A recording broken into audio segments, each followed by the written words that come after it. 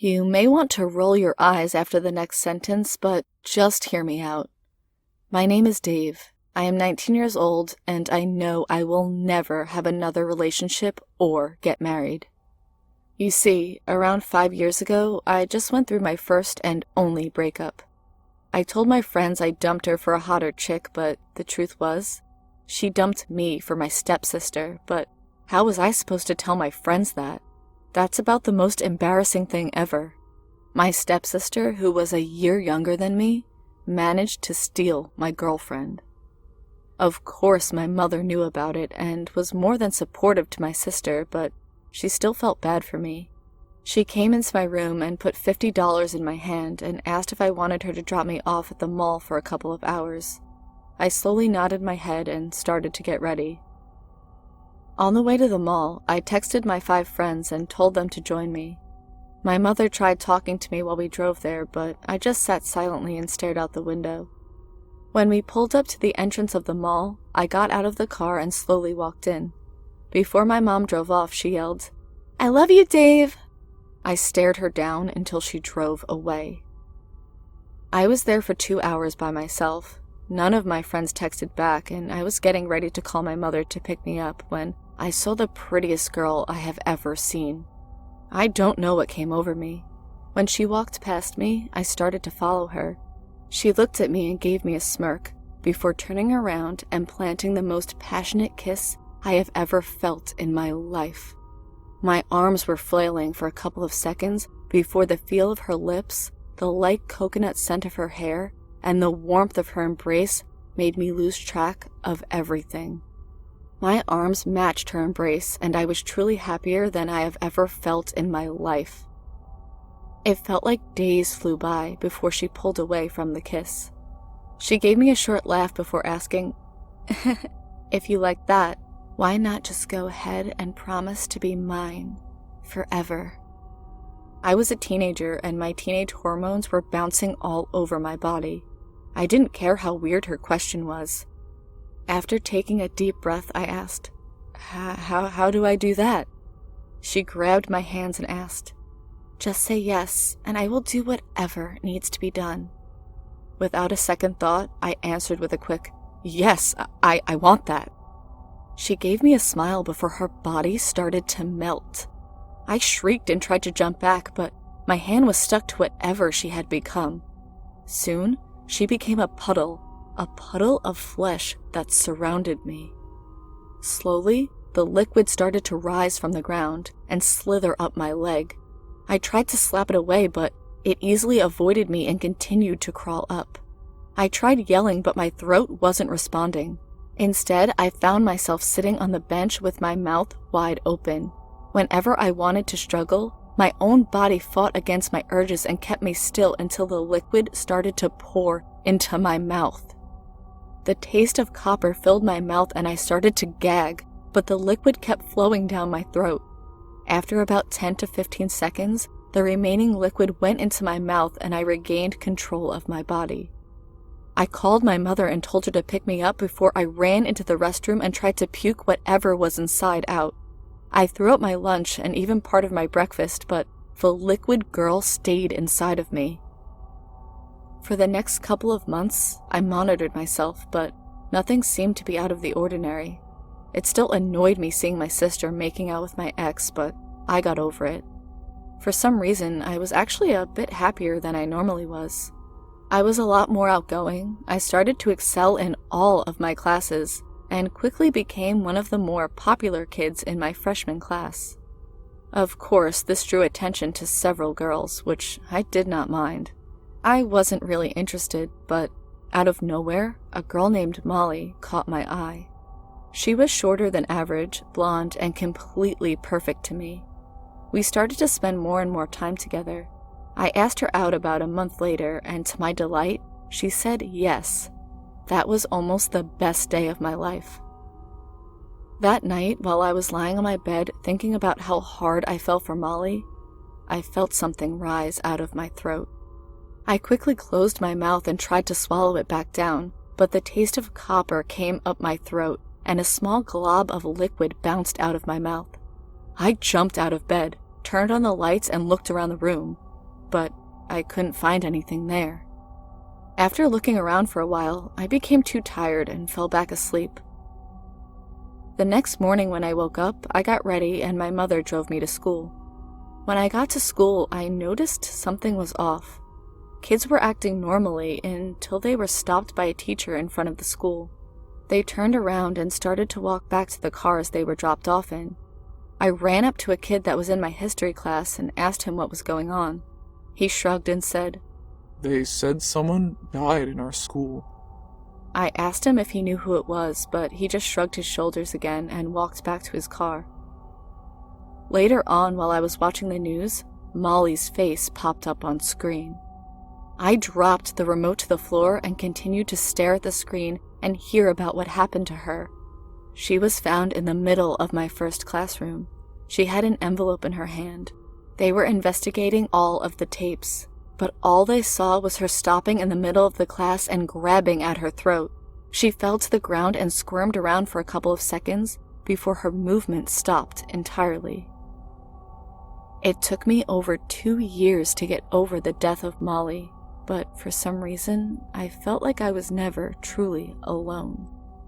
I tried dating another girl, Grace, about 3 years ago, but I was never really into the relationship. She really tried to make the relationship work, but something inside of me was pulling me away from her. After several months of seeing her suffer, I wanted to cut it off with her, but when I walked up to her to break up with her the next day, I froze in my steps. This was the girl that really went through months of torture to make me fall in love with her, and I really did start to love the girl, the love that I hadn't felt since meeting Molly. I walked up to her and grabbed her close to me before planting a kiss on her cheek. I whispered, "I love you," into her ear, and for the first time, she truly looked happy. The day flew by. After school, we walked around the school parking lot for hours and talked about everything important and stuff that was completely trivial. I loved every single second of it. When I got home, I immediately started to text her, and we talked until around 1 a.m. Right as I put my phone on the side table and started to drift off, I felt nauseous. I tried with all of my strength to hold it back, but no matter how much I tried, I felt the same taste of copper come out of my mouth. Right as a cup full of goo expelled out of my mouth, I jumped right on the spot. I thought I landed on it, but it was gone. I tried texting Grace to be careful, but I started to feel the liquid come out of my mouth again. I started choking and tried to grab whatever was in my throat with my fingers, but before I put my fingers in my mouth, I felt it rush out of my throat. It was the girl that I saw in the mall. I tried reasoning with her, but she raised her hand and a blur flashed across my face. I woke up the next morning to a bunch of texts on my phone. They were all about Grace. She was dead. She was found in her room. I called her brother, John, on the phone, and through sobs, he described how he found her. She was lying on her bed. Her hands were around her neck. Her face was completely blue. Her neck had several gashes. Her blood surrounded her dead body. He swore up and down he saw a pinkish liquid coming out of her mouth. She was the last one I fell in love with. I have tried everything I can to stay out of the way of anyone I felt like I have a chance of falling in love with.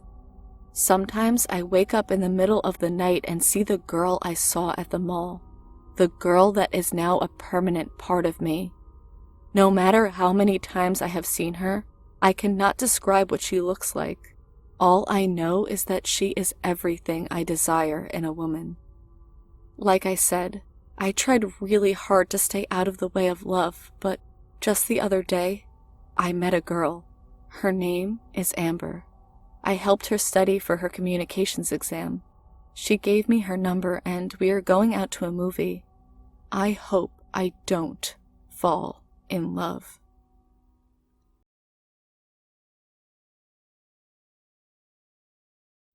Two days ago, I woke up to the loud noises coming from the house next door. By the time I got up and looked out the window, I saw a moving truck peeling out of my next-door neighbor's driveway.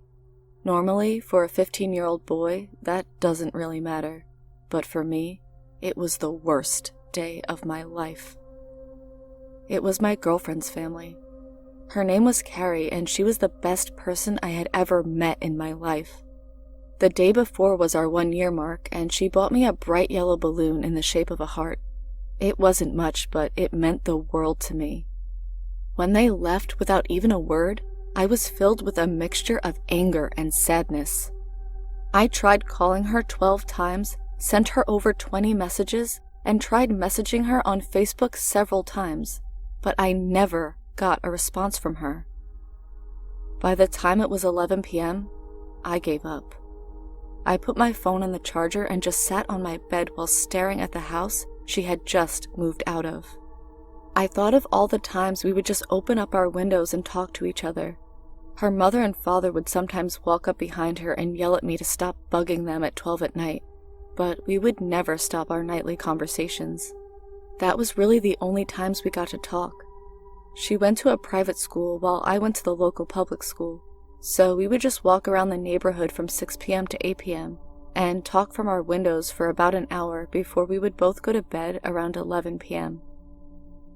As my eyes started to tear up from losing my first love, I saw the curtains from her window move.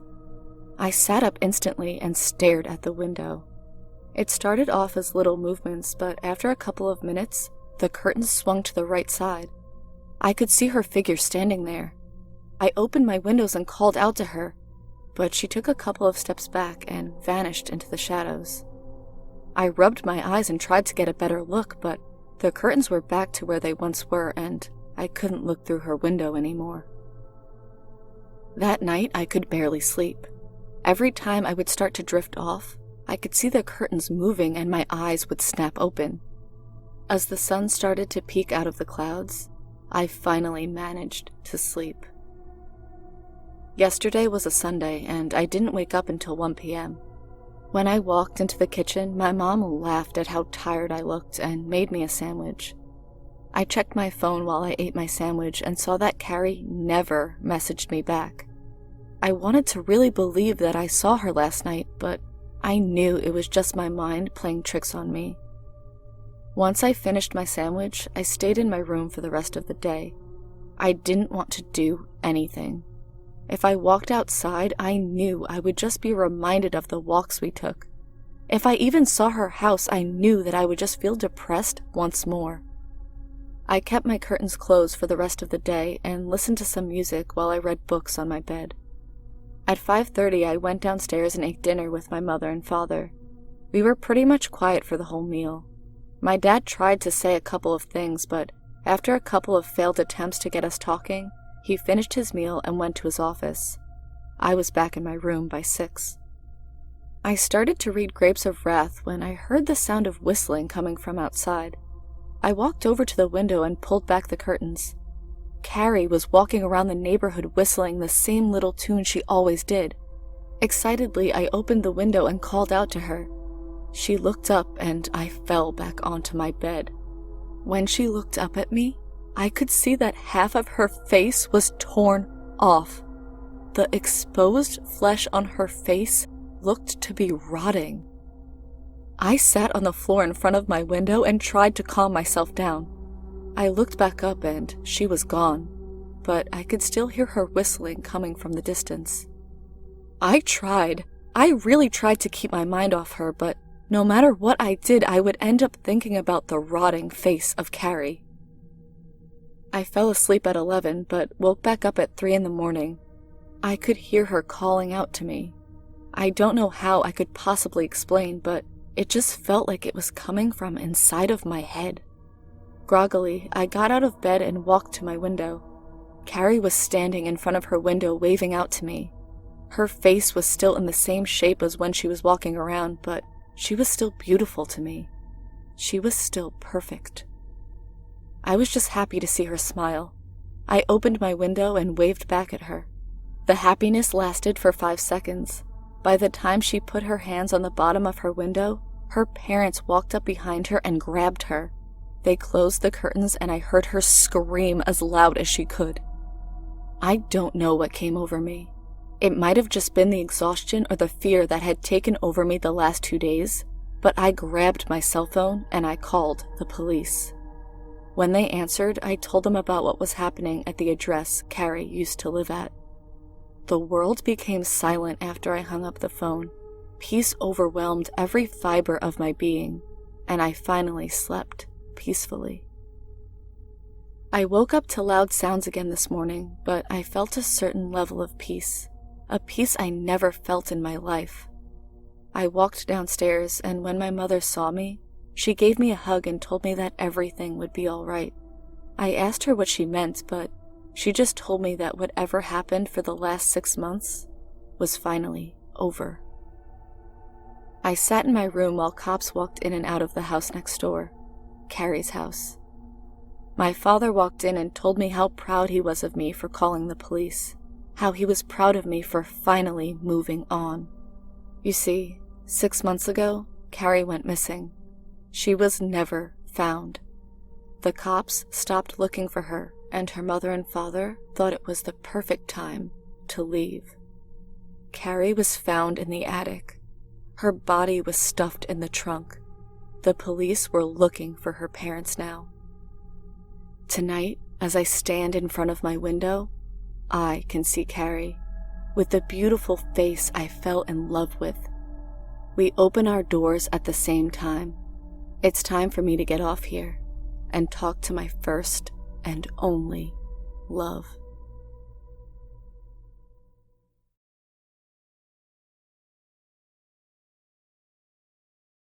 As you know, Valentine's Day was yesterday. I wouldn't consider myself exactly the best husband, and certainly not with the utmost memory. I'm not exactly forgetful, and I'm good at remembering anniversaries, but sometimes when you work with criminals all day, things slip past you. This Valentine's Day was one of them. Years ago, it would have never even crossed my mind that all day as I sifted through files in the precinct, until I was dispatched for an investigation of a murder at a love hotel, and as me and my partner ruled it off as a Valentine homicide, which sadly are not uncommon at all, that it would hit me that my wife left me a love note in my lunch with more endearment, but for today's special day. As I shackled handcuffs around a pimp, my lovely wife was sitting at home, probably with a slice of my favorite red velvet cake, with her hair and makeup done, waiting for me to come home. I was glad that the killer committed the crime on impulse and recklessly left behind enough evidence for us to bust down his door and arrest him, not too late in the night.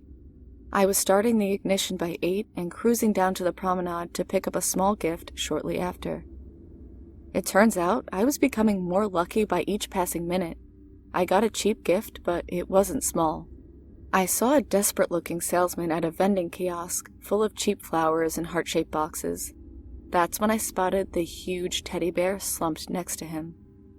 I parked across the street and made my way over with $30 cash, and within no time, he was throwing pitches my way in an attempt to reel me in and grab my attention, though it was already his.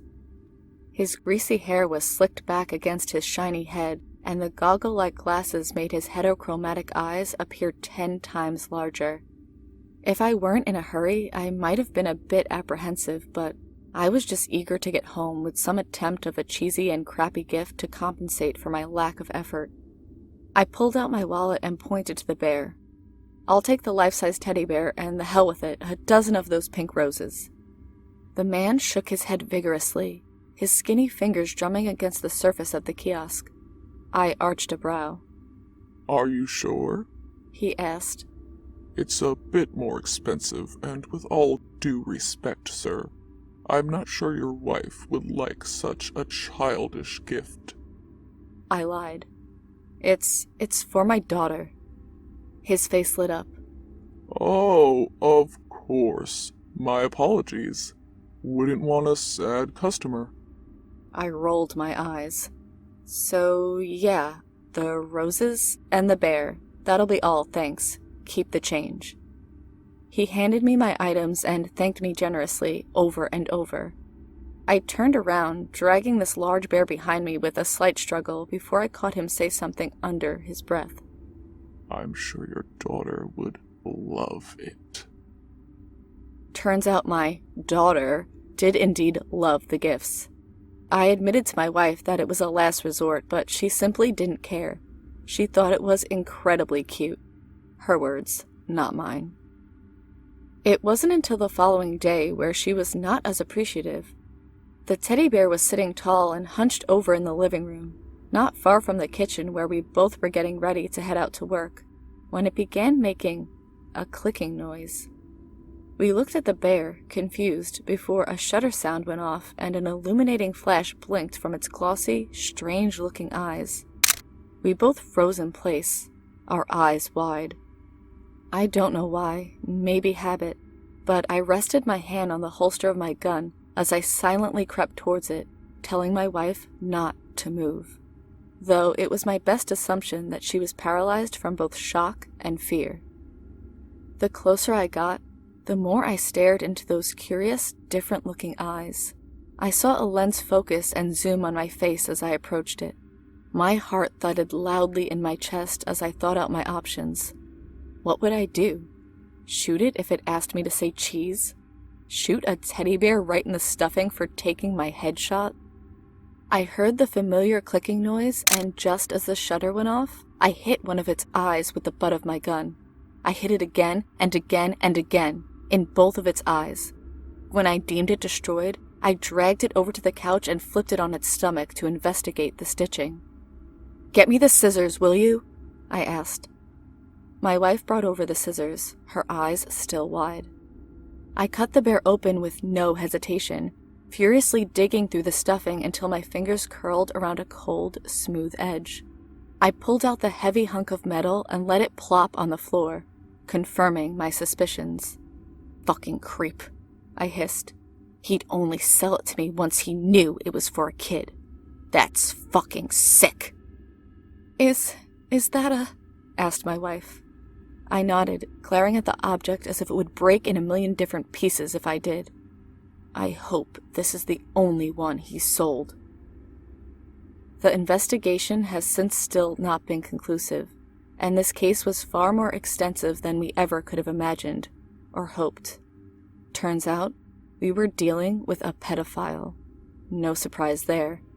Who we would be arresting on charges of child pornography and harassment, also a nuisance suit for the nanny cams. Though his kiosk had disappeared, he left us plenty of trails. He owned a surveillance department in town and had installed his own cameras to many of these jumbo teddy bears, and we were able to trace the live feed back to his store.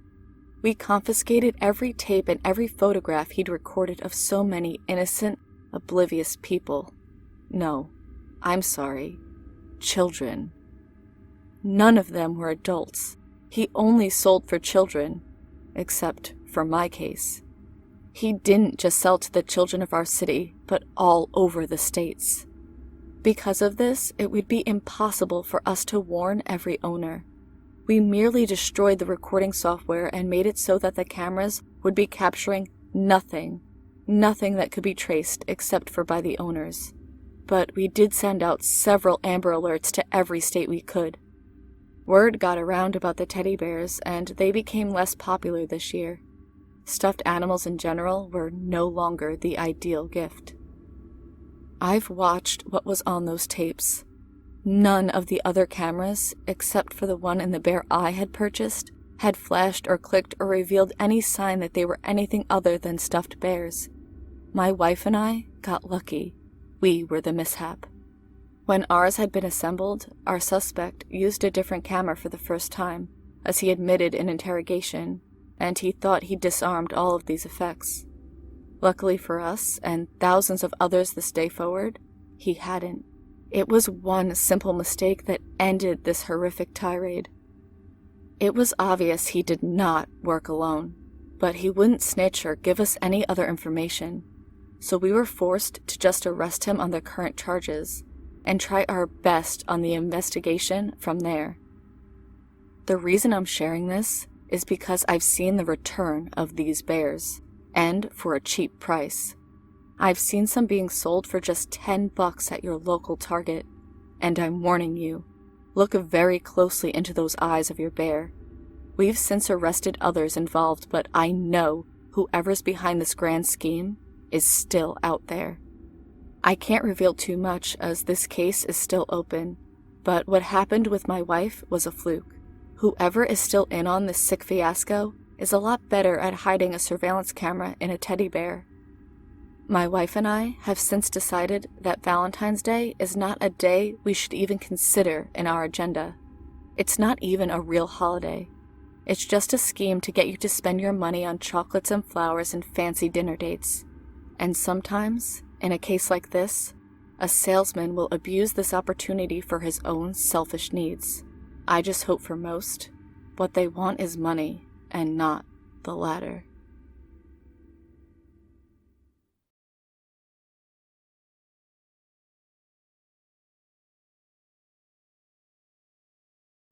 I was about 15 years old, visiting my cousin's house for about 2 weeks during the summer, and this is the scariest thing that has ever happened to me. It was about 3 days into my visit, and my cousins and I decided to hook up the trailer to the four-wheeler and go down for a ride on the trails. It was about 5:30, so it wasn't necessarily dark, but it wasn't bright out either. My 13-year-old cousin, I'll call Andy, was driving the four-wheeler while myself and my other cousin, who I'll call Aaron, were sitting in the trailer. We have done these kinds of rides before with no problem, but I had a bad feeling about this one, ever since he started the engine. It was about 20 minutes into the ride when we decided to go off trail and further into the woods. The trailer had little trouble going through the brush since we put nice off-road tires on it. We ended up getting pretty deep into the woods, and we came across an old abandoned-looking house with a small garage on the side of it. We stopped the four-wheeler and shut it off. My cousin Andy turned around in his seat and said, "Yo, let's go check it out." I immediately started shaking when he said that, as I was scared to find out what kind of things could be inside. He jumped off the four-wheeler and came over to me and pulled me off the trailer, while Aaron got off the trailer himself. He pushed me forward to the garage, and I stumbled over a small log on the ground and fell over. My two cousins were giggling a bit before helping me up. I yelled, "What the fuck, Andy?" Right after I yelled this, the garage door slammed upward, revealing the contents inside, and a tall human-like figure standing in the doorway. I say human-like figure because as I looked up at him, he had a goat head instead of a human one. He stepped closer to us, and we backed up quickly. I looked past the goat man, seeing the horrifying things inside the garage. Inside were bloody knives and gardening tools, with what looked like bloody deer bodies hanging from the ceiling. I never ran so fast and screamed so loud in my life. We all ran back to the four-wheeler and jumped on, and started the engine and sped off quickly and recklessly, almost throwing me and Aaron off the trailer. Right when we got back to the house, we sprinted inside, grabbed our hidden pack of smokes from under the couch cushions, and ran upstairs to smoke and tried to figure out what the fuck just happened. We didn't sleep at all that night and didn't tell my cousin's parents either. I'm 18 now and haven't been back to their house since then, but I still have nightmares about the goat man.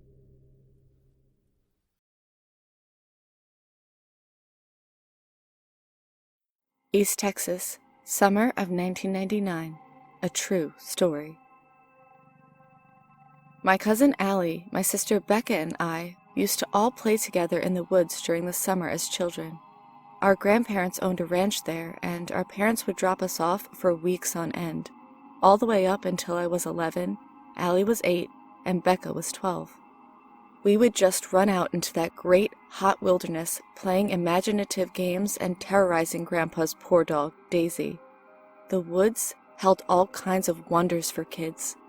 Armadillo holes, abandoned cars, and a shallow, dirty creek we were absolutely forbidden to cross.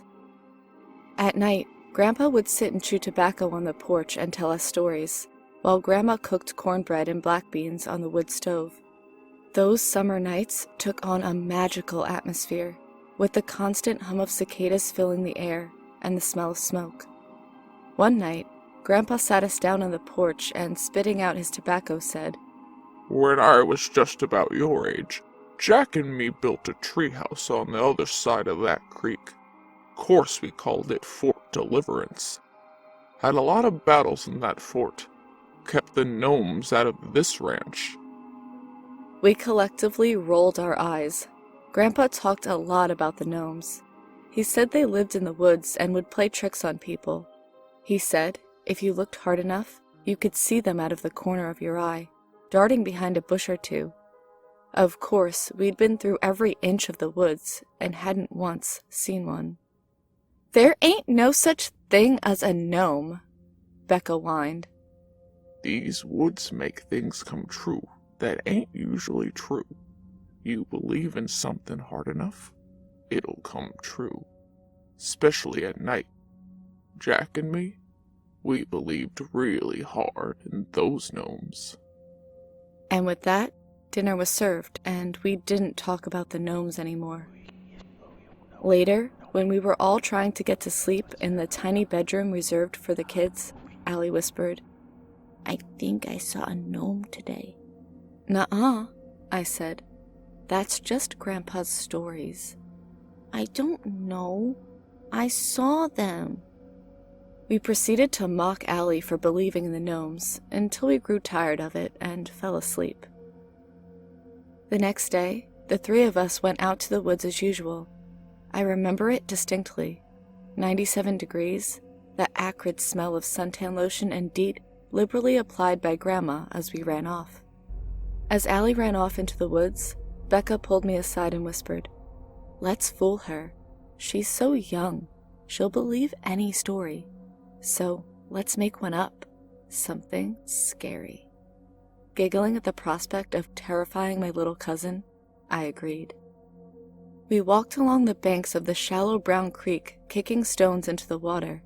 That's when my sister decided to invent Goatman, with an unsubtlety only achieved by children her age.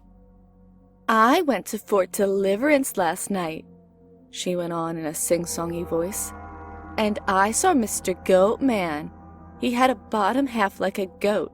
He walked on hooves like this." She pantomimed a weird gait. "And he had the top half of an ugly old man with rotten teeth and big black eyes." "Yeah, I saw him too," I chimed in. "He told us to come down to his house, but we didn't go 'cause Goatman eats children." Allie chucked a rock into the water. "Did not. We were asleep in the same room."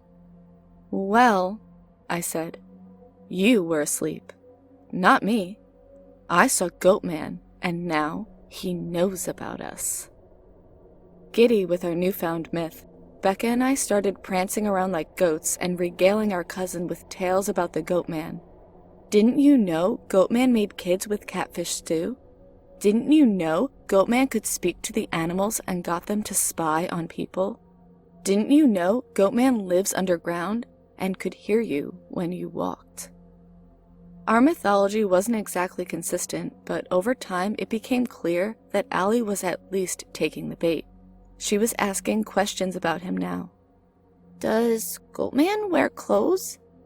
"Well, of course, but only over his man part." "Does Goatman eat grass?" "No, only meat and bones." "Where is Goatman's hiding hole?" "Why, in the tree beneath Fort Deliverance." We spent the whole day talking about Goatman, and after a while, it became hard to deny his existence. At least, that's the way it worked in our child's minds. I guess that's the way all superstitions must form, children playing question and answer games in the woods. On our way back home, I swore I saw something move in the corner of my eye. That night, none of us could sleep. I kept thinking about Goatman breaking off a kid's arm and throwing it in a pot of catfish stew. Eventually, Allie whispered, I'm scared, guys. Goatman can't get us in here, right?" Becca whispered back darkly, "I don't know." The wind hitting the windows was not wind, but the howling of Goatman. The cicadas were spying on us, telling Goatman how to find us. I was sure Goatman was the shadow in the corner, watching us. Allie woke us up sobbing several times in the night, saying she wanted her mother. She kept saying that Goatman was watching through the window while we slept. After the third time this happened, Becca admitted, "Don't be scared anymore. It's annoying. I made up Goatman. We made up the whole thing. But I saw him, she insisted. He was in the window. He has to be real. What do you want me to do? Becca asked, putting a pillow over her head. Just shut up about it. You're freaking me out. He's not real. Allie's sobs died down, and eventually we all went to sleep. The next day, we had all but forgotten about the Goatman. We stayed out of the woods, though. I still couldn't help but make sideways glances at it, fearing at times that a tree branch was a backwards-facing goat leg. A week passed, and we started playing in the woods again, this time pretending to be Pokemon trainers and all claiming that we had caught the best Pokemon in this tree or that tree. At some point, we got the idea to try to find Fort Deliverance, which meant crossing the creek. We wandered downstream for a few minutes until we came to a set of stones that crossed the creek, leading up to a big oak tree with a decaying tree fort up top. That's where we found Goatman. He was wading through the water at the far end of the creek, intently looking down into the water. Walking with a strange gait, he was sunburnt all over his pale body, gray hairs sprouting from the back. He had a spindly gray beard, beady black eyes, and a mouthful of crooked teeth. We didn't see his legs, but we were sure of what they were. We stood silently for a moment, too scared to move. Goatman lurched suddenly, grabbing something slimy out of the water. He let out a strange, otherworldly cackle as he pulled a catfish out of the creek by its mouth and tossed it onto the shore. The three of us turned and ran. In the panic, Allie tripped on a tree branch and stumbled into a small ravine, screaming. When we turned to help her, we saw that she had impaled her small right foot on a sharp stone, and she was bleeding with a twisted ankle. Sobbing, the three of us sat there, having no idea what to do. Becca, without explanation, got up and ran as fast as she could away from the two of us, leaving Allie and I alone in the ravine. I still have nightmares about her bounding up the slope as I screamed for her to come back and help us. As I tried to pick Allie up and get her to walk, Goatman came through the foliage at the top of the ravine, dripping with water and holding the catfish in his hand. I swore he had reversed hooven legs. Allie closed her eyes. I was tempted to do the same, but then I remembered what Grandpa said about believing in things. I don't believe in you! I screamed at Goatman over and over again. We made you up! You're not real! What in blazes are you kids doing? Grandpa said from behind me. Becca had gone to get him.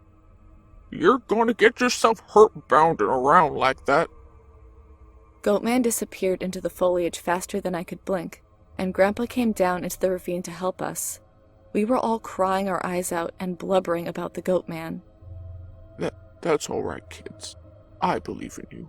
I believe in you, is all Grandpa would say to us. We never went back into the woods. For years, the three of us have told inconsistent stories about the events. Becca claims there was never even a man in the water, that she was just playing along with it. Allie says it was probably just a local man catfish hunting. But me? I know it was the Goatman. I was the only one to see his legs. Grandpa died 2 months ago, and he put in his will that the three of us were to jointly get the deed to the property. Now that some of us have kids of our own on the way, we're thinking about turning it into a summer retreat, even though it's been largely abandoned for the past few years with our grandparents' failing health. We're planning on going out there to clean things up next weekend. I think the Goatman has affected all of us in different ways. For Becca, he's a sign of mass hysteria. Goatman is what happens when you have a group of impressionable people who all want to believe in something really badly. Allie, on the other hand, has channeled her fear of the Goatman into religion. Satan is like her new Goatman, except she's not nearly as afraid of him. And as for me, every time I walk over a creek or river, I shiver a bit. The woods have eyes and stare back at me, I know he's just a stupid myth that we made up, but that doesn't make him any less real. I'm planning on going out to Fort Deliverance and fixing it up this weekend. It will be my personal project. I think Grandpa would have wanted it. Hopefully then, I can put this stuff to rest.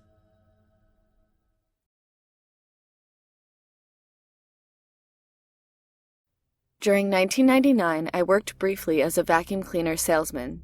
Yes, the job was as terrible as it sounds, which required very late nights as I was often at customers' homes till around 9 p.m., before having to go back to the head office to check in, then drive back home, often not arriving home till around 12 or 1 a.m. I was working late this one particular night and was on the home stretch, around 10 minutes from home, when my old crappy Ford Fiesta started to overheat. I knew the car wouldn't make it home and had no choice other than to pull into a lay on top of the big, dark, deserted mountain next to my town. My hometown is literally the last town before there are just mountains and forests for countless miles. As I pulled into the mountain parking area with steam pouring out of my engine, this is 100% true by the way, a white humanoid figure, obviously surprised that a car was pulling into a deserted parking space in the middle of the night, ran directly in front of my headlights as it sprinted from the edge of the clear side of the parking area and into the forest on the other side. It had no clothes, features, genitals, and hair, etc., just a white figure with 2 arms and 2 legs that appeared almost luminous and reflective in my lights. To say I shit myself is a bit of an understatement. My eyes popped out of my sockets when it ran in front of me, but then I realized that I was stuck in a dead car in a deserted mountain lay in the middle of the night with no mobile phone signal. This was back in the days when mobile phones were just starting to become popular, and large chunks of the country were missing from network coverages. I had no choice but to sit there for an hour until my car cooled down, as it gave up the ghost pretty much the second I pulled in. So I sat in my car, alone, staring directly into the forest where the thing I saw had run. No weapon, no way to contact anybody to let them know where I was, and no passing traffic to possibly flag down. I knew for a fact that I had actually seen something, and it was not a trick of the light. That much was clear. I discounted sheep, horses, foxes, or any other animal that populated the Welsh mountains, as I was certain it was a 2-legged humanoid. It had a roughly human head, body, arms, and leg proportions. The obvious answer would have been it was some very strange man who for some reason was wearing a white entire body stocking. Think Charlie's Green Man from It's Always Sunny. But since we were miles away from the nearest home, and I was the only car around, it's highly unlikely that someone would have spent hours walking through thick forests just to hang out in a parking area in the middle of the forest wearing a unitard. Since I could rule out possible humans or animals, I had to consider the alternative, which isn't a nice thing to think about when you are stuck in a broken-down car with a creature very possibly still outside. I didn't think it was aliens, as it was too tall compared to the classic look, while any type of apparition or ghost doesn't tend to run away from people when surprised. I'm not sure if there is some kind of Welsh version of a goat man, but if I had to categorize the encounter, this would be my number 1 choice. There was always talk of satanic rituals and witches practicing in the forest when I was a kid, and also of illegal bare-knuckle fights where people had been killed and buried there to cover up the crime. But I didn't think much of it at the time, and always wrote it off to superstition and rumor. But now, I'm not so sure. Eventually, my car cooled down enough for me to limp back home. No one really believed me when I told them what I saw, and are adamant that it was a sheep. But to this day, I swear that the creature I encountered was something different. I've been in the forest many times since then, camping, biking, and hiking, and have never seen anything like that again. But whenever I go there, I am always aware of the possible presence of the Goat Man.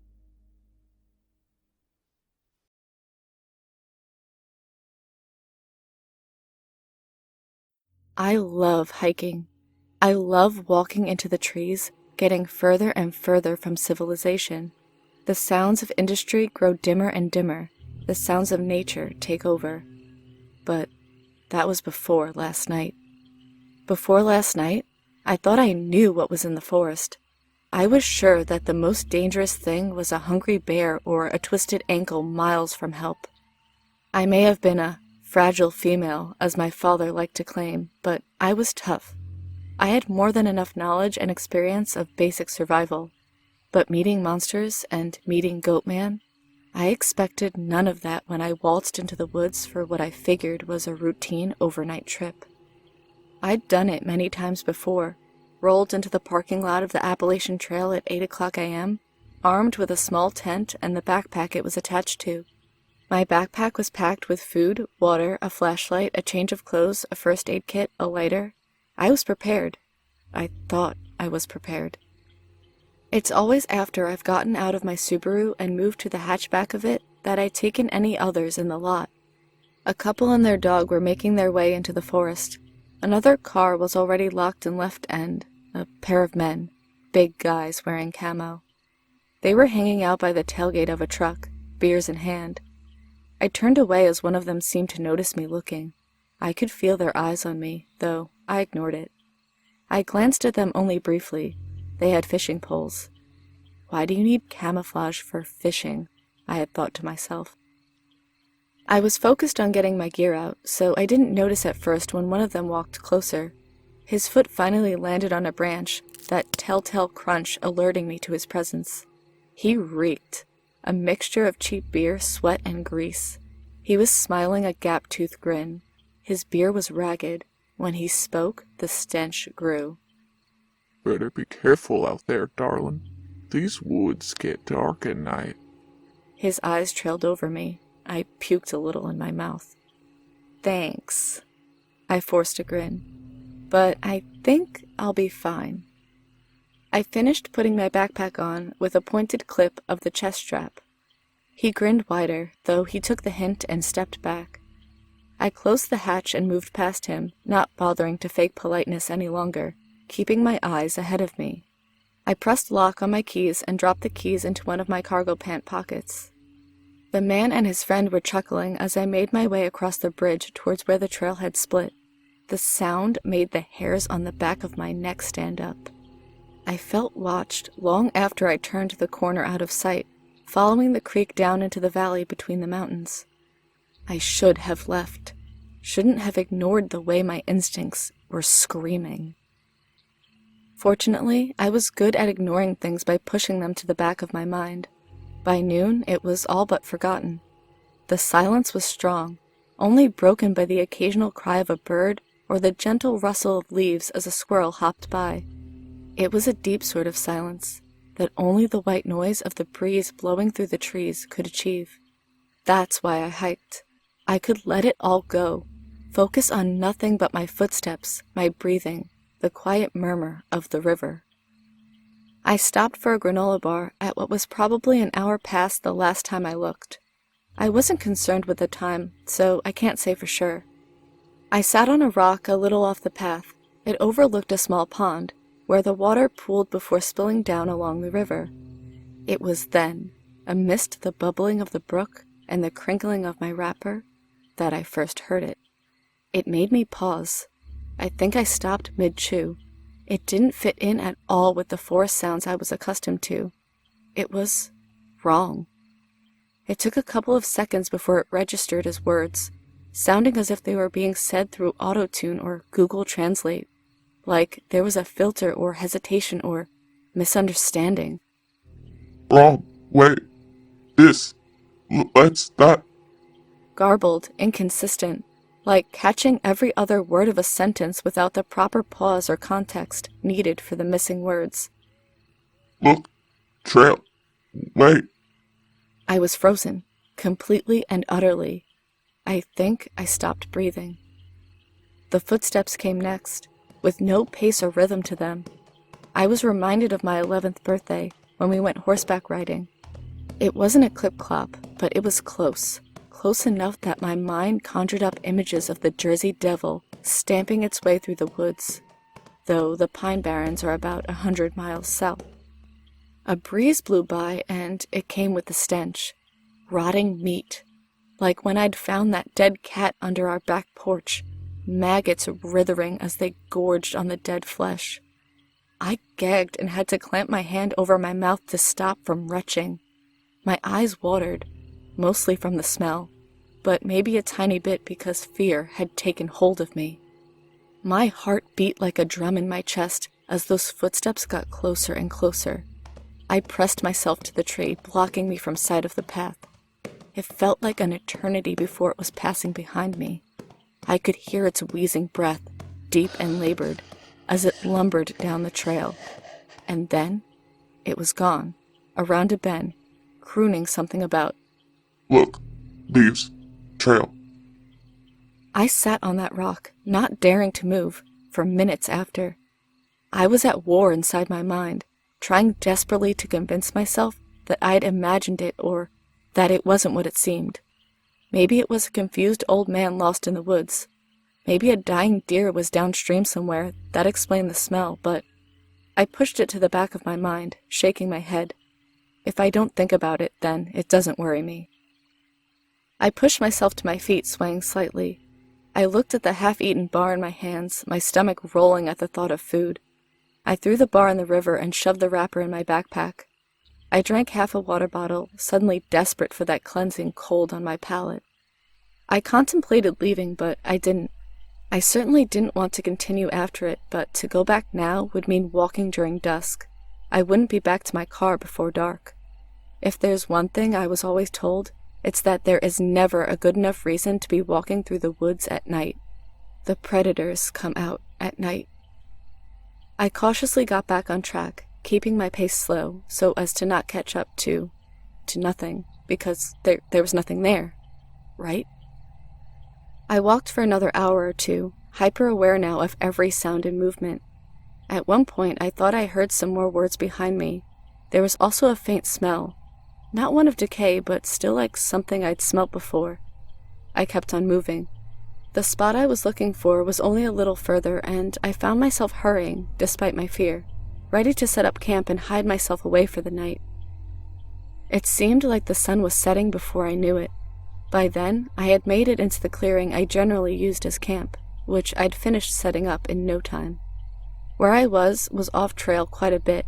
It required a fair amount of effort getting to, being as it was through the thicket of non-trail, but I felt oddly safer, tucked into an innocuous part of the forest I was sure only I knew about. I'd stumbled upon it by accident a couple of years ago, after getting briefly lost. I contemplated setting a fire like I usually would, which is probably frowned upon, I know, but I felt like it would draw too much attention. That feeling of being watched, like tiny pinpricks along my skin, had started up again. I forced myself to breathe as I sat in front of my tent and choked down a peanut butter sandwich for dinner. The full darkness of night soon prevailed. The stars shone brightly through the trees as I laid down in a blanket to watch them for a while. It was then, as I managed to find a small semblance of peace, that a twig cracked in the distance. I frowned and sat up, peering into the darkness around me, though I couldn't see past where the clearing ended. I was just reaching for my flashlight when the wind blew again, my hair lifting with it, and there was that sickly sweet smell of decay. Panic started to set in. I quickly moved into my tent, zipping it up securely.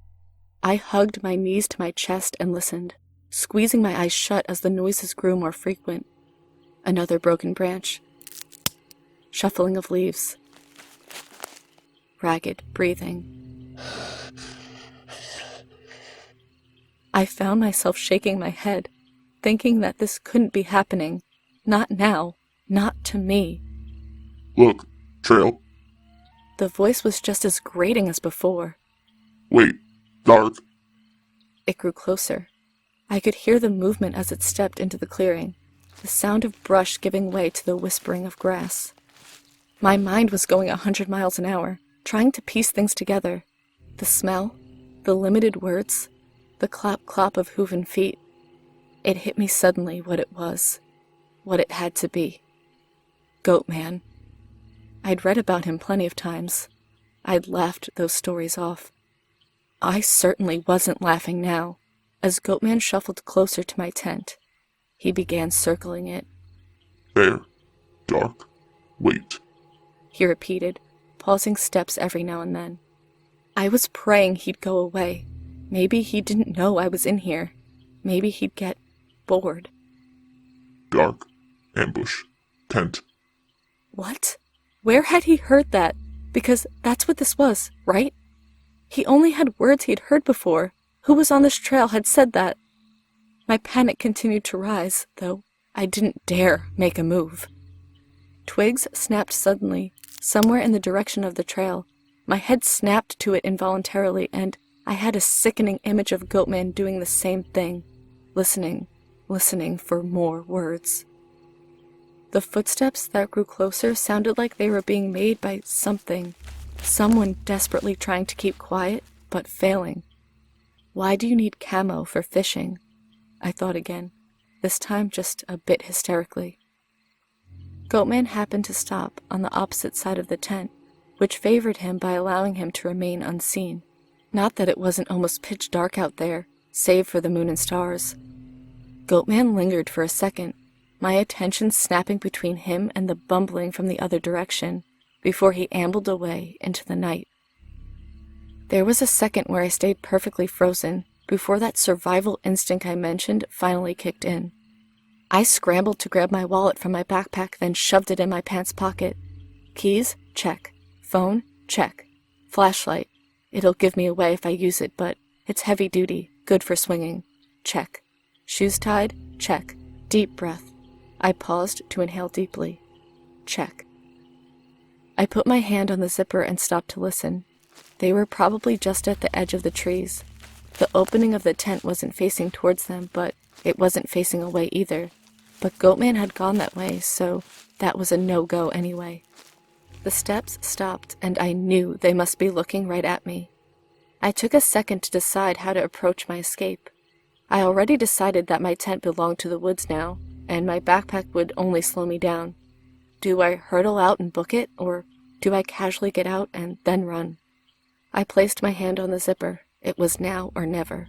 The sound of the zip seemed as loud as a gunshot. I slowly climbed out, making sure not to appear aware of the eyes on me. I gave a slow stretch, eyes steady ahead. I took a breath and pushed down all my fear and panic. Then I broke into a dead sprint. I heard one of the men shout, but I didn't hesitate as I ran towards the forest. The plan was to run straight and then cut right to get back out onto the trail. I knew if I got out onto the trail that I could outrun them. I could hide if I needed once I was far enough away. They thundered after me, cursing loudly. I hit the layers of trees with a stumble, but my momentum kept me going. I couldn't see more than a few feet in front of me, the trees' black lines cutting through the gray. My arms got scratched as branches whipped past. I wanted to turn my head to see if they were close. I could make out the sound of their steps over mine. I wanted to see if I could make out any sign of the trail I was running parallel to, but I didn't dare do so, for fear of tripping horror movie style. I fell anyway. 1 second I was upright, and the next I was falling, landing hard on my shoulder. My flashlight was lost to the dark forest floor. Dirt covered my hands as I scrambled to get to my feet again. I was too late. A hand closed around the back of my shirt, yanking me harshly back. A scream almost tore itself from my throat, but then a hand was over my mouth, another one winding around my waist. I thrashed and tried to kick out, digging my hands into his arm around me. He held steady, laughing between his pants. Should have known you were a runner. His hand slid lower over my hip despite my efforts. Tears filled my eyes and spilled down my cheeks like traitors. His buddy showed up behind us, slowing his gait to a light jog. He was breathing far heavier than the one holding me. Bitch is fast, ain't she? You know I love when they fight, though. The hand over my mouth loosened for a second as his other one moved to the button of my pants. Blind panic shot through me, and I bit down as hard as I could, warm copper filling my mouth. Fucking whore! I threw my entire weight forward, which once again sent me sprawling. The next seconds were a blur of hands grabbing at me, rocks digging into my hands as I struggled to get traction. I was sure for a moment that this was it. I was done for. I had thought Goatman would be my end. Not this. Not like this. My hands touched metal just as my ankle was grabbed. I didn't hesitate, used the grip on me as leverage to twist around and swing. There was a crack as the flashlight connected with bone. The hand released me. The man it was attached to was yelling. I swung blindly once more, striking something soft this time. The hands reaching for me were gone.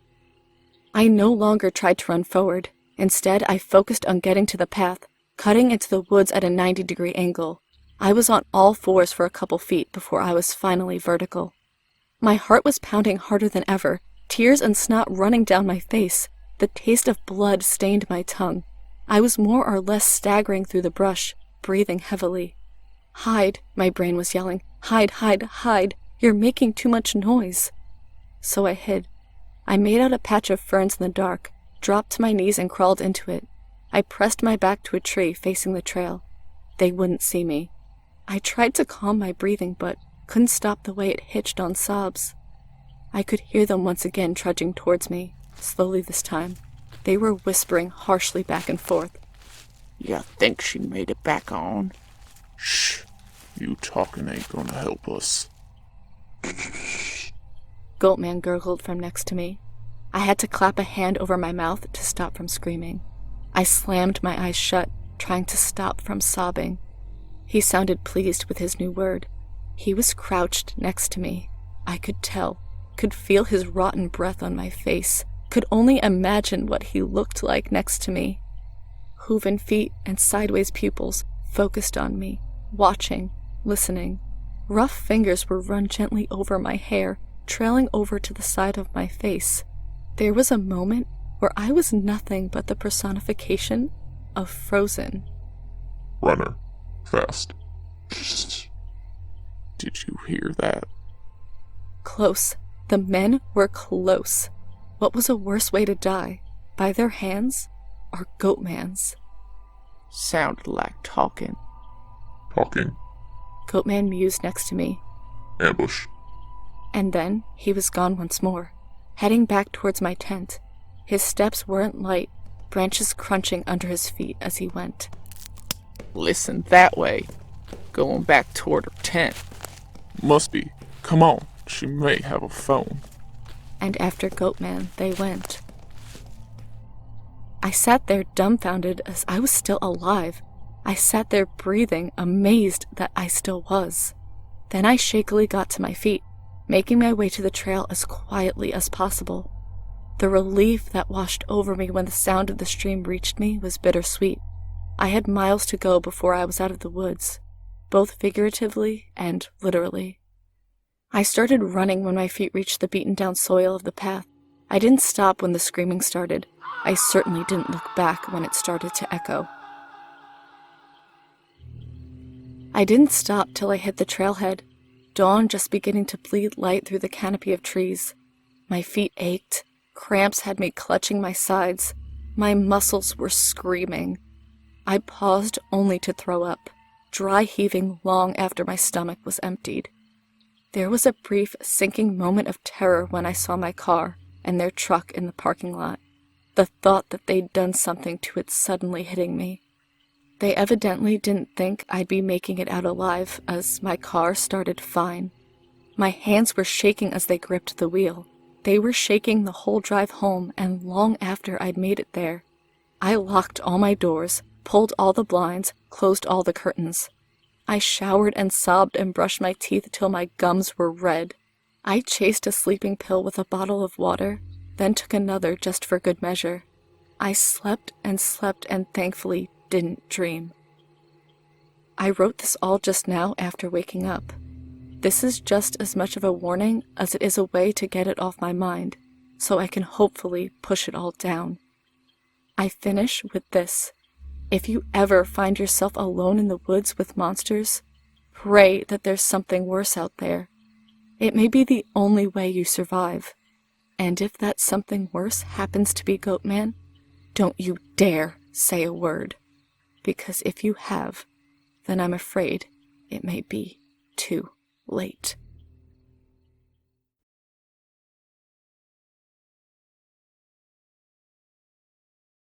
My name isn't important, but what is important is that man. I'm a 15-year-old male who became interested in spells at age 13. I've spent the whole time between those ages experimenting with spells. Most turned out to be for summoning and others were curses. I devoted nearly a month trying to cast a curse on someone I wasn't particularly fond of. It succeeded, but that same night, I saw a man. He was dressed in a pitch-black trench coat and a plague doctor's mask. He was only visible because of a slight glow coming from my charging phone. He didn't say a word, just stood and stared. I tried to ignore him by going to sleep, but the feeling of being watched became stronger. I woke to see him nearly a foot away from my face, breathing heavily. He then stood up and walked through the wall he was facing. That was my only encounter with him until about a month later. I was looking in the mirror after taking a shower. I saw him standing behind me. This time, he spoke. How do you continue? I didn't think about answering the question until he demanded me to do so. He yelled angrily. Answer! My only response was that I didn't know. I waited to see if he wanted anything else from me. He said nothing. I turned to leave and he was gone. I checked the mirror again and he wasn't there either. Since then, I've perpetually felt like I was being watched. I've seen him on street corners, other seats in school and restaurants, and in the mirror as well. He continues to speak to me, but I never respond. For those getting interested in spellcasting, I would strongly advise against it.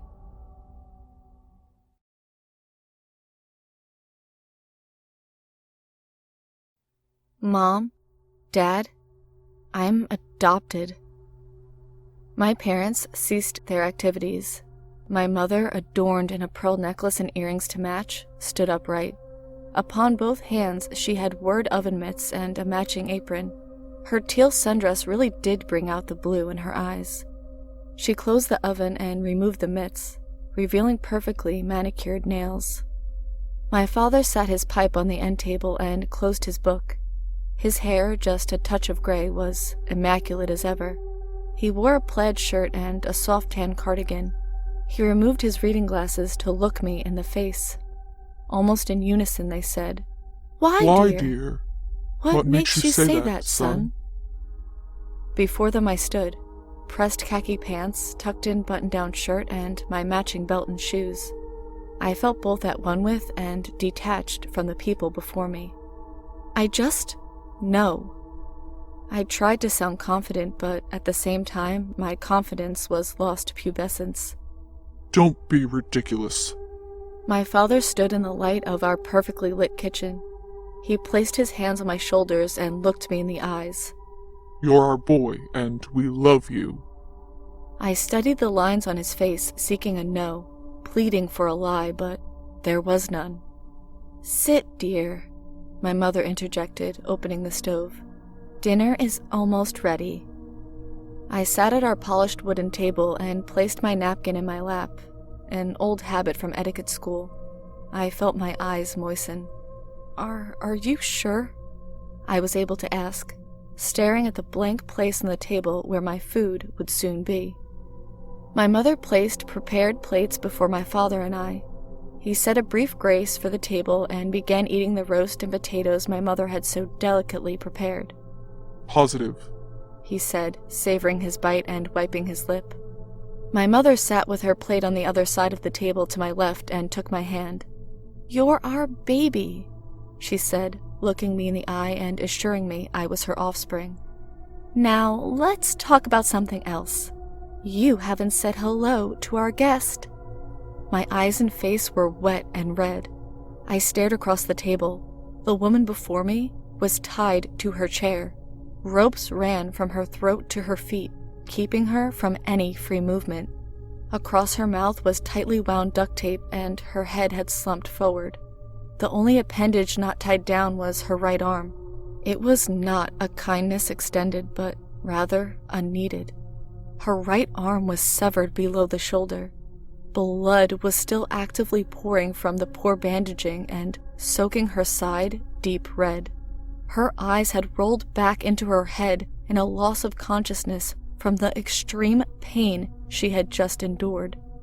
My parents shared a laugh over it being seasoned so well. I took all this in again and cried out in a whisper, "Please tell me I'm adopted."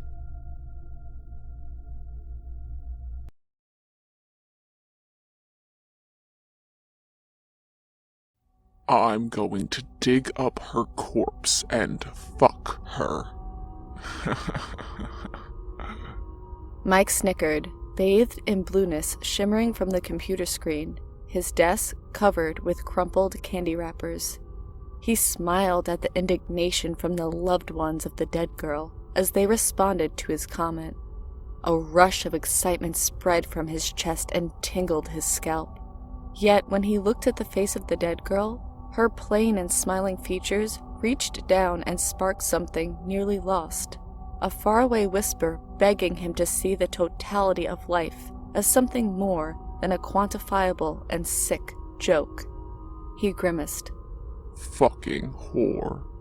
He clicked away from the page and hunted his next target. He hefted his laptop bag to work, his footsteps clapping over the bridge.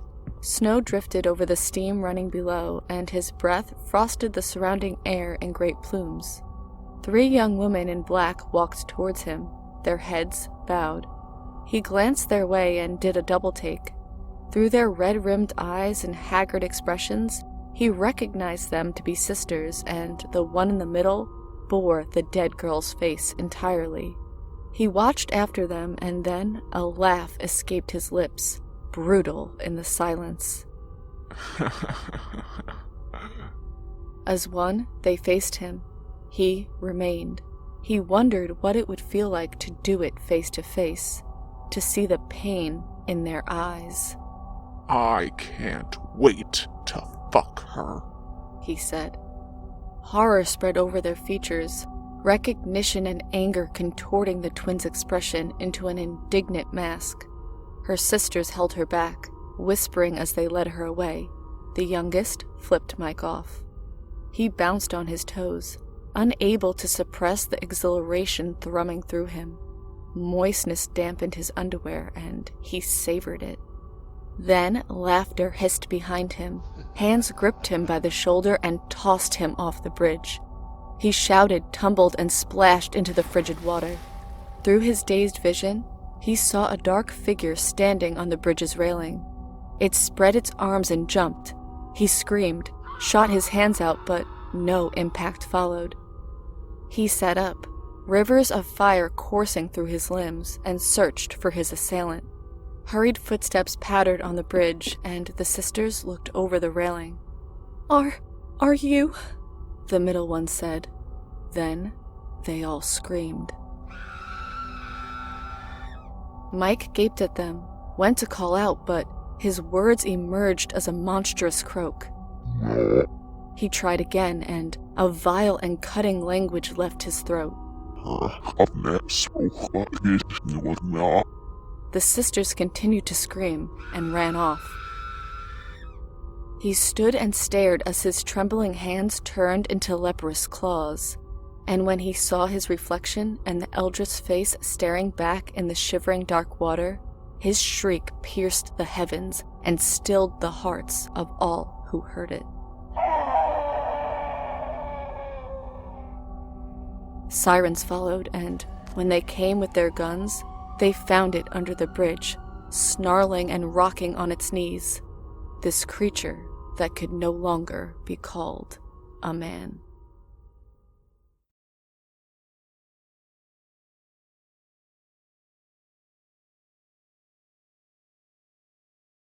Hello everyone, my name is Sean, and in this story that I'm about to tell you, well, let me just say that it is far beyond anything you could possibly begin to imagine. This, in particular, is due to the clown sightings in North Carolina. Do we have anyone that knows of someone or who lives in North Carolina themselves? If so, then you will know what I'm talking about. Seeing clowns everywhere you go. There haven't been any clowns killing people just yet, or as far as we know. I understand the terrifying truth behind these clowns. I'll never forget that night when I was the patrolling officer on the streets, way before I became a detective. Continuing on with the story at hand here, I was just a rookie. I was doing my routine round. Hate to say it, but it was the graveyard shift, and the streets were vacant, as dead as a ghost town.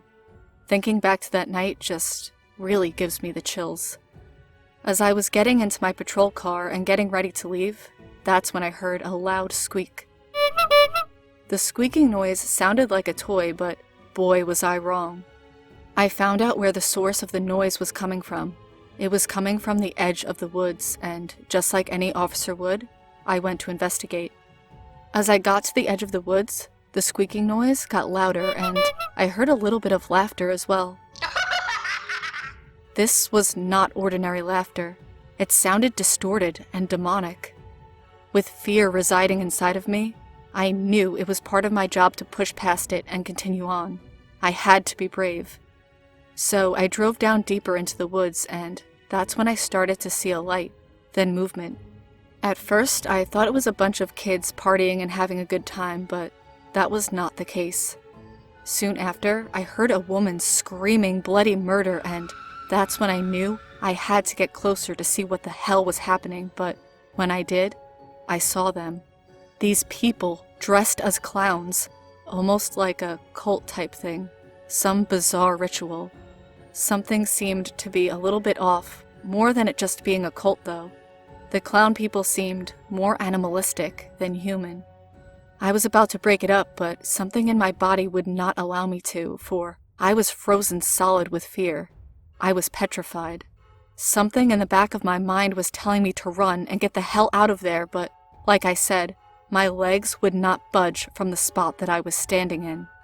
That's when I heard the woman scream again. She was begging for her life, praying for God to help her, but no one ever came to her aid. Not even me. What could I even do? I was so petrified, and what I saw next almost made my blood run cold. They placed the woman on a podium, which almost looked like a child's birthday party table. They stripped her naked in a ritualistic manner, and then they placed a rubber nose in her mouth to keep her from screaming. As she lay restrained there, struggling to get free, I saw the look of sheer terror plastered across her face. Helpless for what to do, I could only tremble with fear as well. Remember when I first told you that the clowns did not look human? I was about to find out just how right I was. They were not human at all. These things, these demons, whatever you want to call these things, they dressed up as the one thing that few people are afraid of, and that had to be clowns. But to make things worse, their figures began to transform.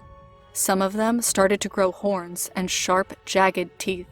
Some started to grow twisted wings on their backs, and some of their eyes were red as blood. After their transformations, they were far more terrifying than they were as clowns. After seeing this, I almost passed out. I was immediately brought back to reality by the woman's terrified screams, and when I went back to look, well, I really wished that I hadn't. At that very moment, that's when they began feeding on her. While she was still alive, they tore into her flesh with those horrifying teeth of theirs, and all she could do was scream with terror. Those agonizing screams haunt me. Blood was everywhere. Her intestines and organs were sprawled out on her feet. While those things were still feeding on her, I began to gag on reflex at the sight before me. I just didn't know how much more I could take of this. Sounds of them chewing on her flesh was a nightmare that I wished wasn't a reality. I just didn't know what to do. That's when my body finally gave out on me, and then my surroundings faded to black. When I finally came to, I was back in my patrol car, drenched in a cold sweat. I was trying to contemplate on what I saw. I had hoped it was just a nightmare. That's when I saw it in the back seat of my car. A fake rug with some grease paint and a note. When I reached for the note and slowly opened it, all the color had gone from my face. When I read its contents, it said, "Hello, officer. I really hope you enjoyed the show we performed last night. We will be seeing you next year. Signed with love, the Clowns.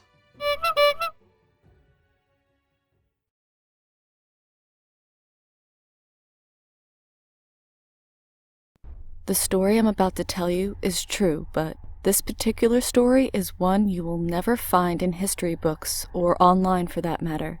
A story that was passed down through generations of Native American ancestry. The natives don't really speak about it, but you may hear it under hushed murmurs or whispers. A dark stain on history that we wish not to repeat. It's a mask, but not just any mask. It's called the Devil's Mask. This particular mask is cursed, and whoever possesses it either winds up hurt or worse. You're probably wondering, how did a mask made of evil come to be? I'll tell you exactly, word for word, something that my people have kept to themselves for far too long, but chose not to discuss it, as I've mentioned. There was an old shaman in the tribe who healed the sick and occasionally brought back the dead. But behind the shaman's kindness was something evil, something too dark to describe. But if I had to put it in easy words, I would have to say that his heart was deeply corrupted by the devil himself. The reason why I say this is because, under his people, he would perform terrible rituals by using his own people, and sometimes even outsiders. The type of rituals he would perform were horrifying, to say the least. If his victims were male, he would castrate them and use their genitalia as an ingredient for a potion. If they were lucky, he would knock them out so they wouldn't feel the excruciating pain of their own testicles being severed from their bodies. If it was a woman, he would violate them horribly, and after he would mutilate their uterus. If they were with child, he would forcibly remove the fetus and use it in his spells. Sometimes, he would sacrifice the fetus to his dark master and, if not those two things, he would simply eat it straight from the woman's womb, and he would laugh while eating the unborn child. It just kept getting worse through time. Sometimes he would castrate them or mutilate them, or he would remove vital organs. Sometimes he would remove the heart or lung so he would appease his lord Satan. Until one day he was found out by a passing young brave who walked towards his tent and heard the gurgling screams coming from it.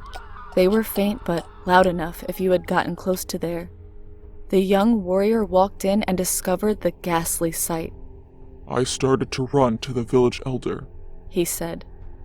When this came to light to the village elder, he had his best warriors catch the shaman and bring him back so he could be judged by his own village. When the shaman was caught, the elder sentenced him to death by beheading. As the shaman awaited death, his village offered him one last request. The shaman requested to wear his mask that he made from the flesh and bones of his victims in the shape of the devil's face. As he put it on, he spoke these words. Killing me will not make your suffering go away. It will only make it worse, for I have the power of my god Satan, and as long as I believe in his word, I shall live on for eternity.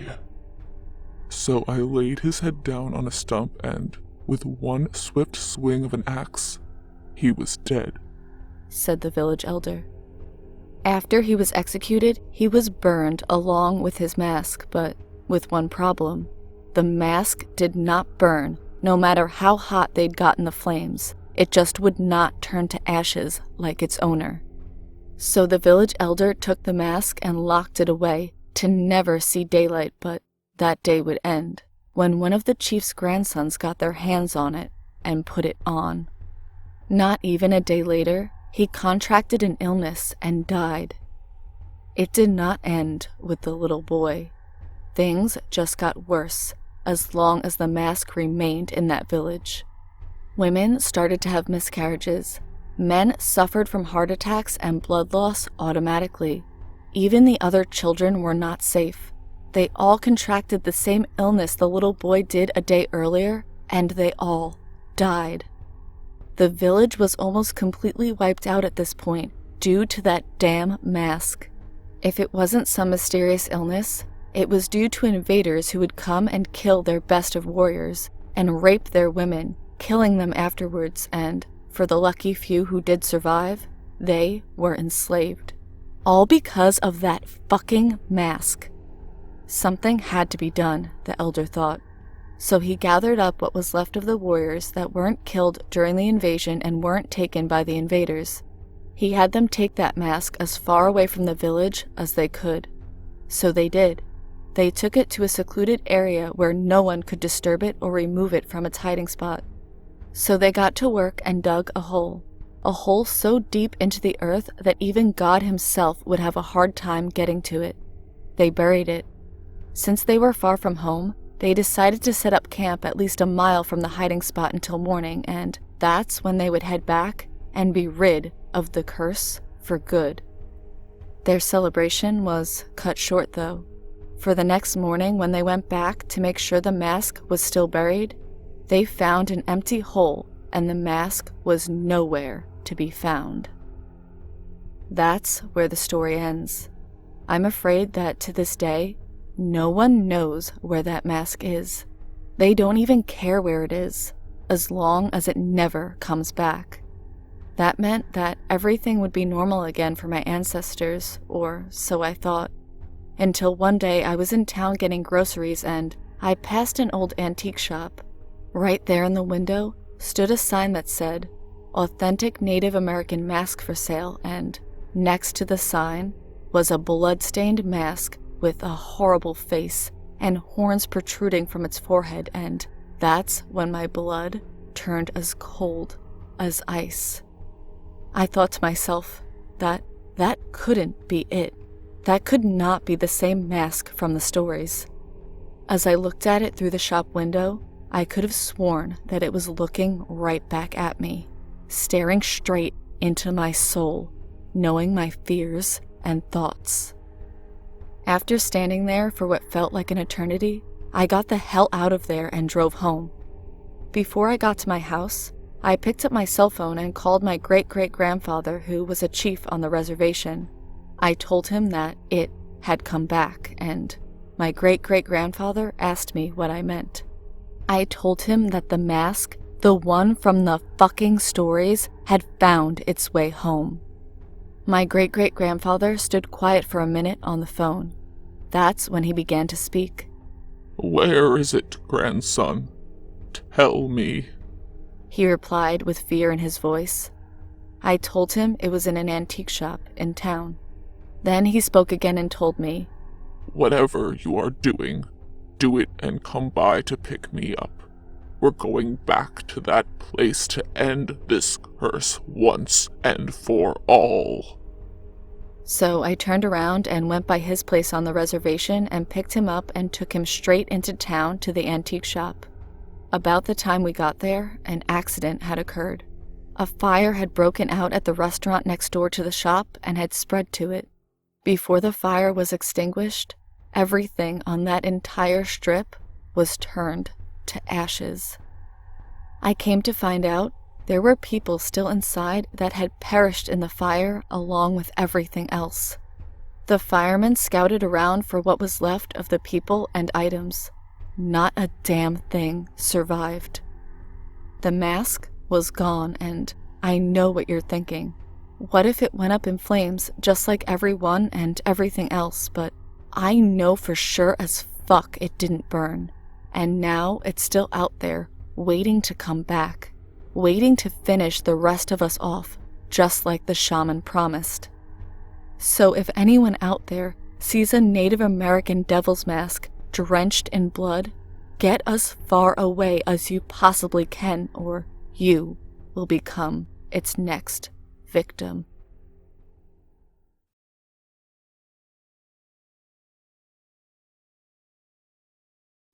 There is a curse that plagues this town, like an epidemic that holds no cure.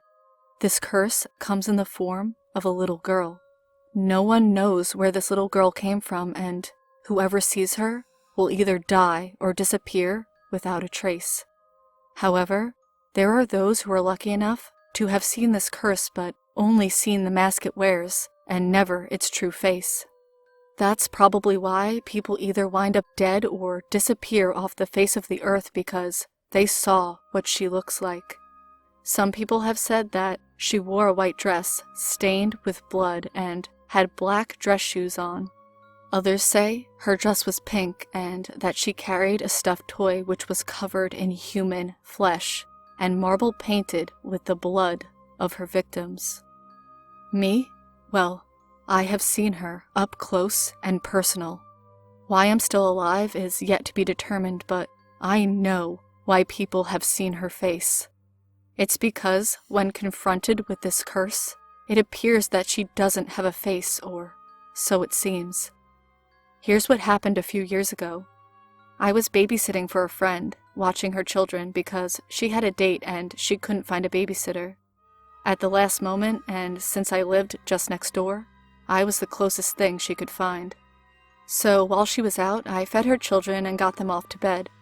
When they were upstairs asleep calmly and safely, I figured I would sit down on the couch and watch a little television until my friend got back.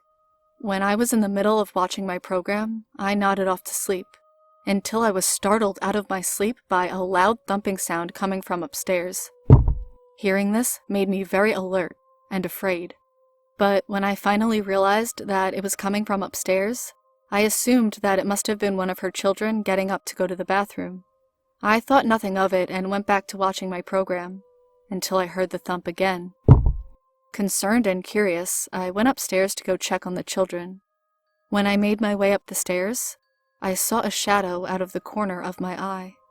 At first, I thought it was one of the children, but the shadow appeared to be too small to be one of my friend's children. So I called out to the little shadow and asked, "Hello? Is anyone there?" All I received in return was a girlish giggling. It was eerie and sounded like it came from a very young child. It was playful and mysterious, but also seemed somewhat forced. It's hard to explain, but if I were to use one way to describe the giggles, it was if it held no emotion. It was cold. Have you ever heard a child laugh so mechanically? I hadn't until that moment. I continued cautiously up the stairs. The shadow was gone, and all that remained was a pitch-black darkness. I reached for the light in the hall and headed towards the children's bedroom. I went to the oldest child to check on him and see if everything was all right, and as I walked into the room, I realized he was sound asleep in his bed. I was concerned, though, because I didn't hear any breathing or snoring or any type of sleeping noises at all. I found this kind of odd. Even the quietest of sleepers at least made some type of sound. Thinking this, I went closer to the bed and began to lightly shake him while I asked if he was okay. Still, no movement. So I pulled back the covers and, to my horror, I discovered that the poor child was brutally gutted like a pig, with his intestines and organs strewn out of him. The only thing that was apparent to me at this time was the look of sheer terror on his face before he died, the expression he took to his death. It was such a mangled, deformed look which was staring back at me, cold and agonizing. At this point, I didn't know whether to scream or puke. I tried desperately to choke back a scream. That's when I realized that I needed to check on the youngest brother, so, without a second thought, I ran to the young boy's room to check on him. I silently prayed that he was still alive, but, to my surprise, he was gone. I called out his name, but there was no response. As I ran downstairs and continued to yell for him, I heard his voice laughing along with that little girl giggle behind it, and I heard him talking to someone. He said, "Are you sure this will be a fun game to play? I don't know. My mommy told me to never go off with strange people." That's when I heard the giggle again, followed by a little girl's voice that was so soft it was almost a whisper. She responded, "It's okay. It will be a fun game. I promise we will have lots of fun together. Just like I had fun playing with your older brother, but he didn't want to play as much. But that's all right. I took care of him, and as long as you play with me, I won't have to do away with you like I did your brother. So I ran to where the voices were coming from, and that's when I saw her. She was wearing a white dress that was covered in blood, and holding a stuffed animal that looked oddly like a giraffe, which was covered in blood. I yelled out to them to stop where they were, and the little girl turned around to face me. I was shocked to realize that she didn't have a face. She had all the features of a little girl, but no fucking face. I began to charge towards her, trying to grab my friend's son, but with no prevail. The little girl stopped me. I don't know how she did it, but once I got close to her, it felt like I hit an invisible wall. On impact, I was launched backwards, thrown against a wall, and as I laid there, it seemed as if minutes had passed before I began to gain consciousness. Defeated, I watched on as they headed out the door, holding hands together. They were laughing and giggling. I tried to stop them again, but she was just too strong for me to handle. How could a little girl be this damn strong? Even though she had managed to stop me each and every time, I still tried one last time. This was when she turned around again and started to giggle once more. To my annoyance, she said, Don't try to stop me, or you will wind up like everyone else that I played with. Just another body in the morgue. So, if you know what's good for you, you leave me alone and let me have my fun. I yelled out, Why the fuck are you doing this? Why? She replied to my question. Because it's fun, silly. Killing people is so fun. It gives me a pleasure and nothing can compare to it. Just the feeling of blood splash all over my face and the warm, slimy feel of intestines and organs jiggling in my hands. Just like how I imagine Christmas is. So, back off. The only reason why I'm sparing you is that my new friend asked me to. So if you know what's good for you, you don't stop me. Ever. Then she released a giggle, like a laugh, then turned around and grabbed hold of my friend's son by his hand and began walking away into the darkness. I watched on, helpless, and an overwhelming feeling of dread and worry flooded me, but more so, fear. My gut turned as their silhouettes became one with the darkness of the chilly evening night. Not knowing what else to do, I ran back into the house and immediately called the police. Then, I called my friend and told her the whole story of what happened. The police came. They questioned me, and though I pleaded and begged for them to look for this little girl, I became a suspect. I tried to tell them all that I knew and tried to tell them everything that had happened, but they didn't believe me. They just chalked it up to a robbery gone wrong and a kidnapping. When my friend got back home, she blamed me for this as she cried. She watched her oldest son be carried off in a body bag. I can only imagine what she's going through right now, especially if I had children and this happened to me. I would be completely upset and pissed off beyond belief, but her sadness didn't last long. I'm afraid a month or two after her son's funeral, she stopped looking for her youngest. She went into a deep depression. It was so deep, there was no return. She even stopped talking to me until one day, a delivery man started to smell something coming from her house. He explained it as the smell of death. When the cops came to bust down her door, they found her laying there, dead, in the living room.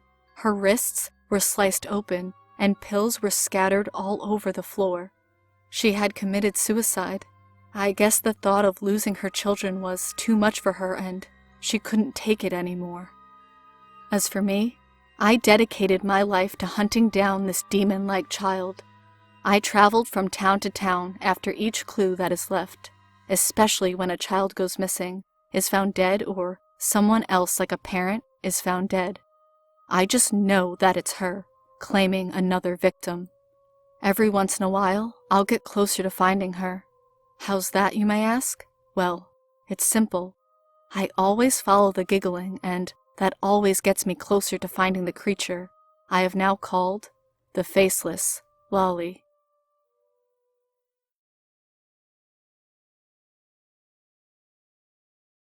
I don't remember falling asleep, but I know that I must have because I woke up feeling startled.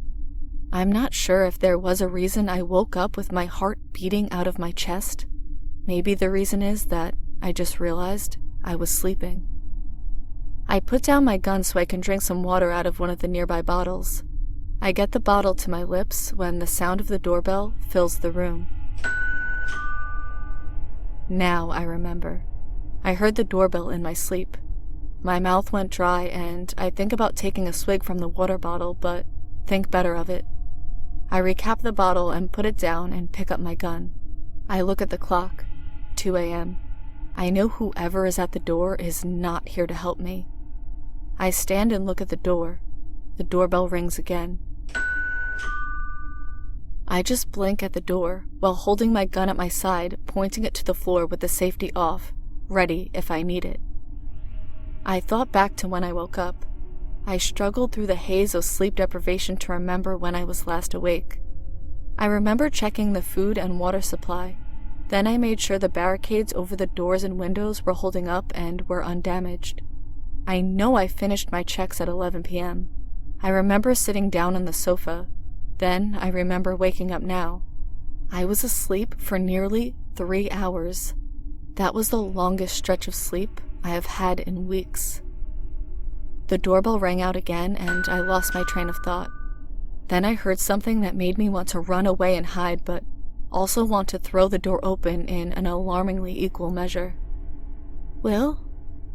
It was my mother's voice coming from the other side of the door. "William, honey, it's Mom." Her voice was rough and had an edge to it that it never had before, but I could tell it was her. I backed away from the door. My mom was one of the first people infected in our town of Hanover. She had been traveling across the country. On her way home, she had a layover in New York's JFK airport. That's where the authorities thought the bioweapon was released, but no one knew it was released until weeks after the outbreak started. My mom started to feel sick days after arriving home from her trip.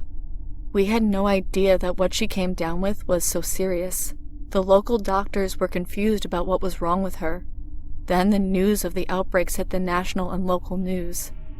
By the time the CDC came to Hanover, my mom was dead. But like all the people who died of this new illness, she came back.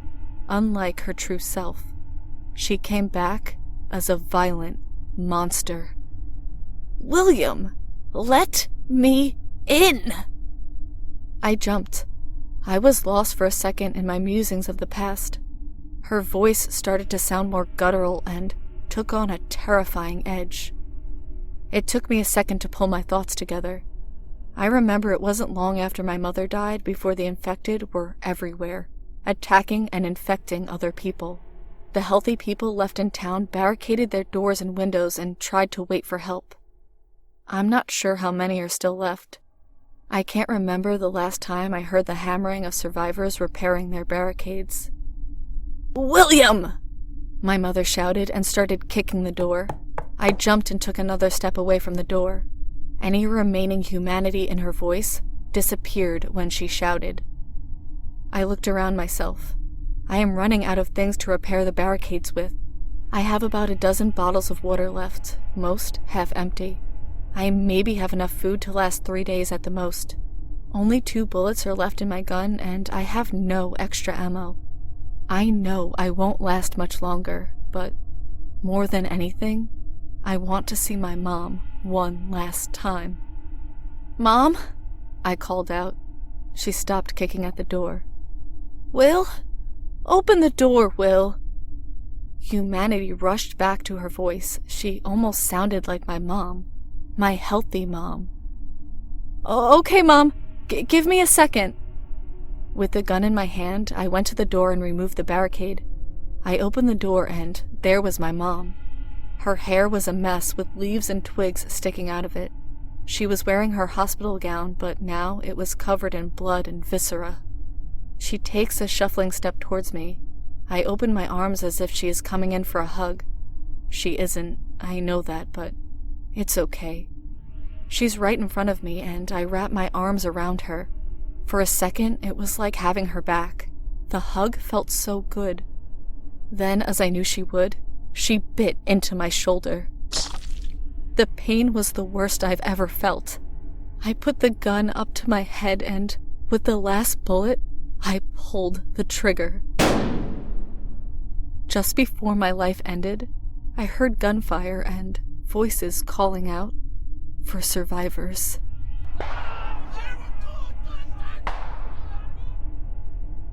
"2:30 a.m. Arnold was in the tank at the front of the convoy. Sporadic gunfire made it hard to hear when the radio crackled to life. I doubt we'll find many survivors here. It was the captain on the radio. This is the town of Hanover. Someone was at JFK when the bioweapon was released and they brought the infection back here, so this is ground zero of the infection for this area. Keep your eyes open. We will see a lot of infected here." Arnold watched as the tank drove by boarded up house after boarded up house. He rode through hundreds of streets with nothing but the infected and boarded up houses. Someone was on the bullhorn calling out for survivors. Arnold thought it was pointless. He happened to notice, though, that one of the houses had its door wide open. He could see lantern light coming from inside the house and that 2 bodies lay on the floor. One of the bodies had a handful of infected feeding on it. He nudged the guy at the gun beside him and nodded towards the house. The gunman took action and bullets ripped through the house and killed the infected inside.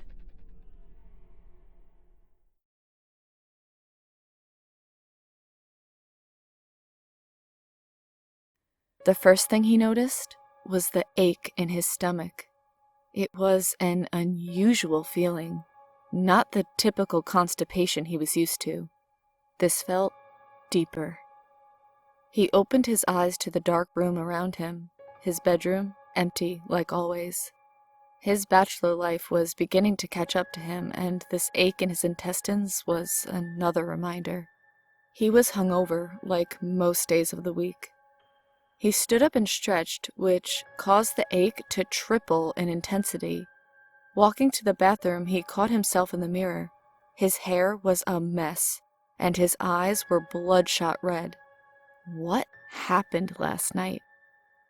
In the bathroom, preparing himself for the first of what he expected to be a morning of hangover shits, he sat and immediately started screaming. The pain was incredible. The pressure on his abdomen pierced him like 1,000 knives.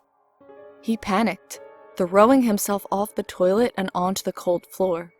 It felt almost refreshing, but as his hands found their way to his butt cheeks, he went ghost white. His asshole was gone.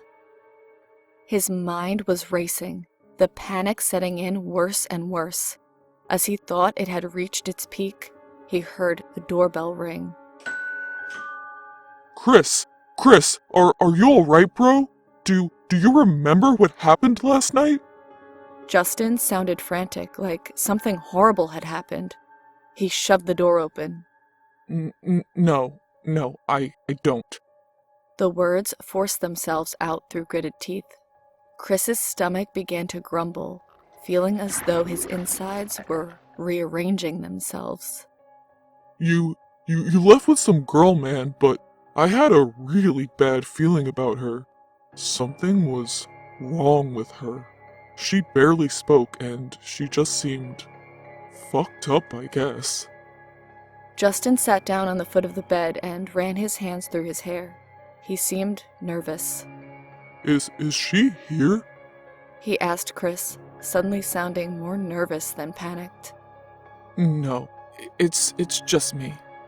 Chris laid back down in the bed. He felt as though his stomach would burst at any moment. Okay, good, because there's something I need to tell you. You've heard about those weird murders going around, right? They said it's some weird ritualistic thing. Their innards basically strewn across the room. The thing is, someone claims to have seen the woman that did it. The girl you left with, bro. It was her. I'm almost positive. I know it's strange. I mean, the murders are probably being exaggerated anyway. Justin laughed and smacked Chris on his bare stomach. They say all the victims had no butthole. As if right on cue, Chris screamed as his stomach tore open. Justin threw himself on the floor, his eyes shot wide in terror.